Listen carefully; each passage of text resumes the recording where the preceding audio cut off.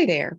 I am Dee Gardner with Gardner Counseling Services. Today I'm going to talk about resilience and relationships. How are your relationships? I'm going to do a series here, and so you'll be able to click on additional videos where we're going to take this step by step.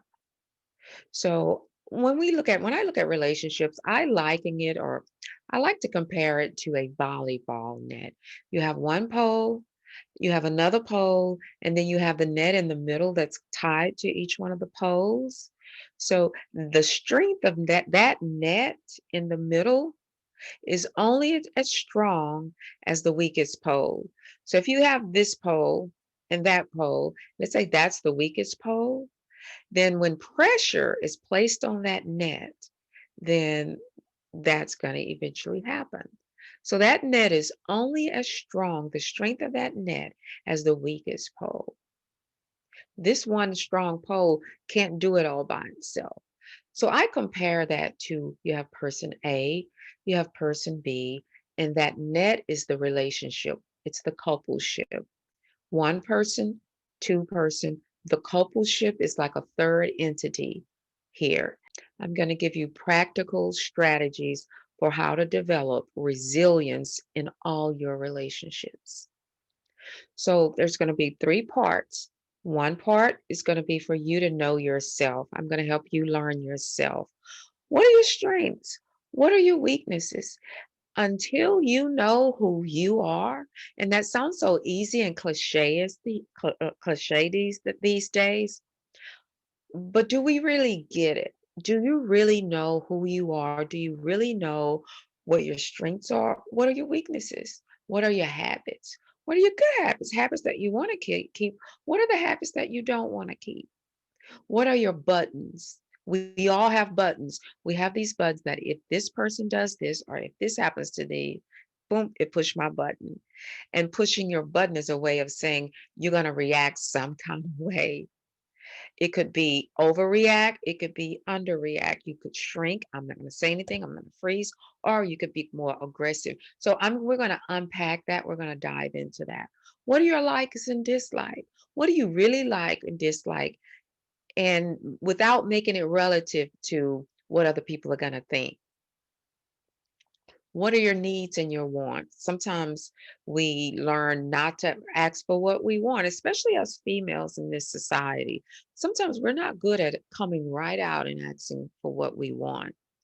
So, what do you want? What are the differences in between your wants and your needs? Do you need this experience? Do you need this person to stay around? Do you need this favor from this person? Do you need to hear a certain thing? What are your needs and what are your wants? What do you like and what do you dislike? Another area, what do you value? That's another way of saying it. What do you value? What's important to you? Is it work? Is it relationships? Is it solitude? Would you rather be around people and connect with people? Is that what fills your tank and make you feel more grounded and happy and peaceful? What makes you tick? So we're going to take a look at that as well. You're gonna explore your ability to commit, your ability to negotiate, your ability to take care of yourself and nurture yourself. What about your conflict resolution skills? Do you know how to talk things through? Which takes me to the next one, your communication style. How do you communicate? Do you know 85% of communication is nonverbal? There's the words you say, content, there's body language, there's tone, there's your facial expression, there's your posture, and then there's context, what's going on in the environment. How do you communicate? What is your communication style? We're going to look at your personality. Are you an introvert or are you an extrovert? Outgoing or would you rather stay home? We're going to look at intimacy. I'm going to explore multiple types of intimacies. There's emotional intimacy. Do you have the ability to be vulnerable, emotional? Do you have words for your emotions? Do you even value emotions? In most relate Healthy, resilient relationships. I'm talking about a relationship where you got two people that are living, that are fulfilled in the relationship. You don't get by without emotions. We're going to look at intimacy, share closeness. How connected do you feel? How intimate do you feel? Do you have that all is well feeling? Intimacy, emotional intimacy, intellectual intimacy, physical intimacy, spiritual intimacy, sexual intimacy. So we're going to look at all of the various types of intimacies. I'm going to unpack that and we'll see where you are on that. Do you have the ability to be intimate, to be really close to someone, or would you rather push back? All of these are important if you want to be in a resilient relationship. And finally, we're going to look at attachment styles. What is your attachment styles? Are you a more anxious person? We call that a preoccupied anxious. That's John Bowlby's attachment style theory. Are you a preoccupied anxious person? That's the person that learns to connect through anxiety, worry, fear. Your brain gets hijacked, can't calm down. Spinning thoughts. I worry, I worry, I worry, I worry, I worry. What about this? What about that? What about analysis paralysis? So we're going to look at your attachment styles because that has a lot to do. That actually has everything to do with how you show up in relationships, why you do the things you do, and what you can do to remedy that so that it doesn't work against you and sabotage your relationships. Fearful avoiding attachment style. Come close. Okay, that's close enough. Now go away. The fearful avoiding, as with any avoidant, is not comfortable with people getting close. The preoccupied anxious attachment style is very comfortable, very vulnerable with feeling, with their emotions, with putting themselves out there, with being known and exposed. The avoidant, not so much. So the avoidant wants people to be in their lives, but you're only going to be so far, so close. You're only going to get to know so much of me. So that's what the fearful avoidant. Come close, now go away. They put distancing strategies there.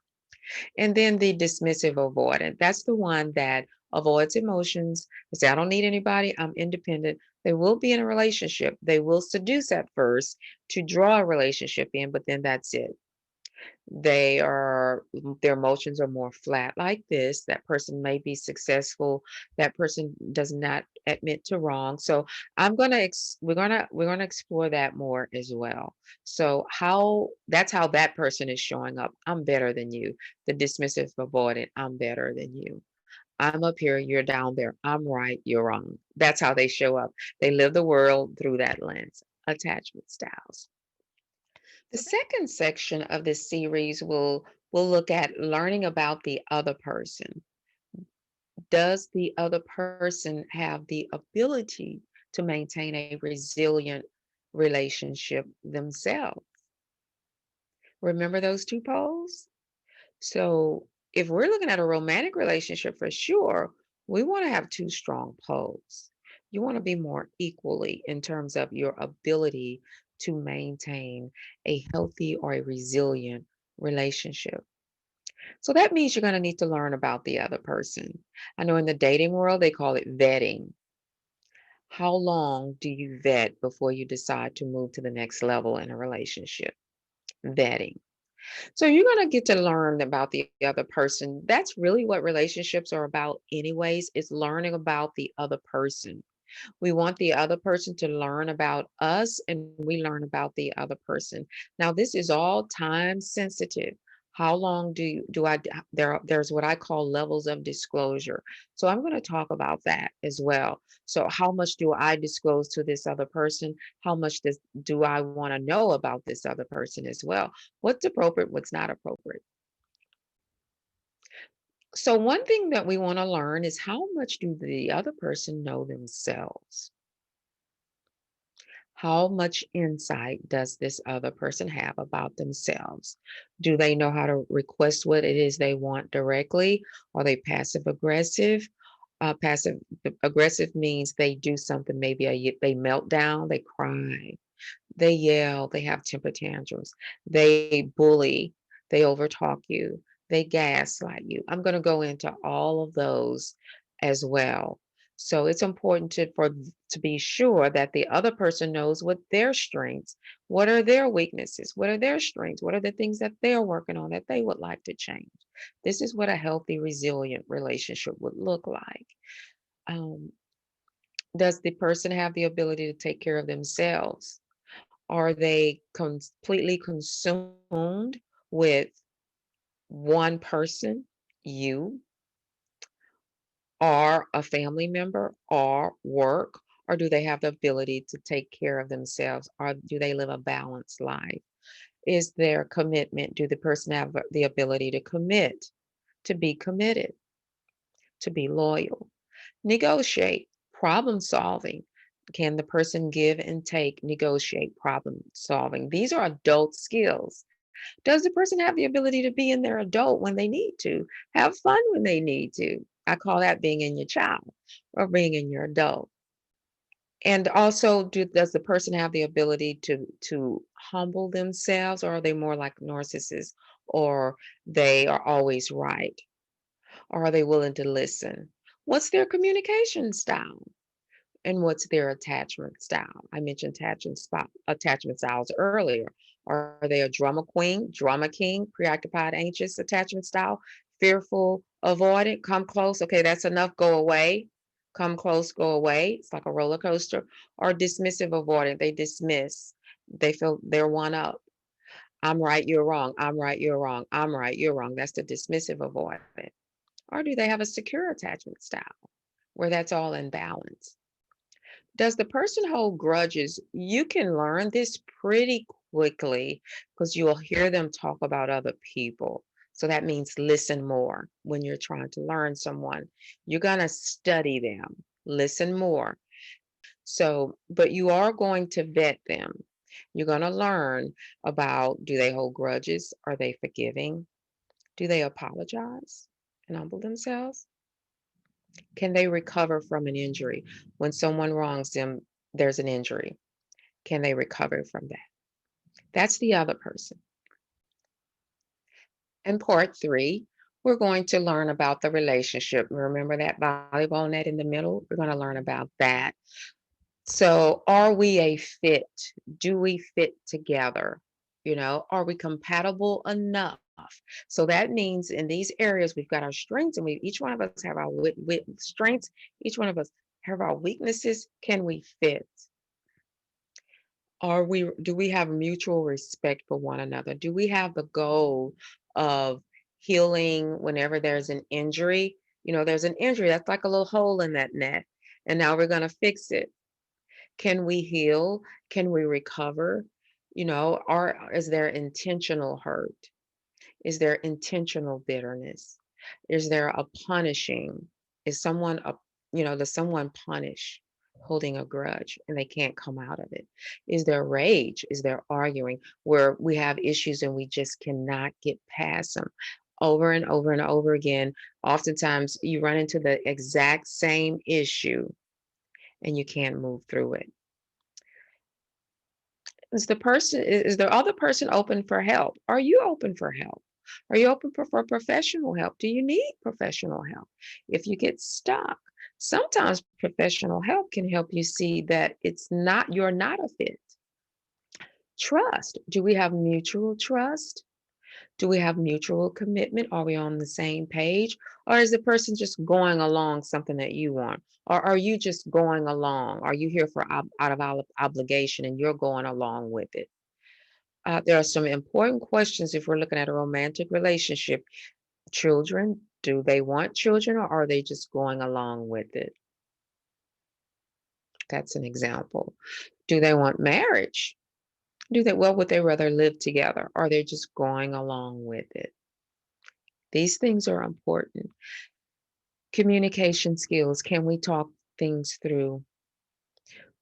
Does the both of us have the ability to go back and forth? Do we listen? Do we sit down and have conversations and we go back and forth?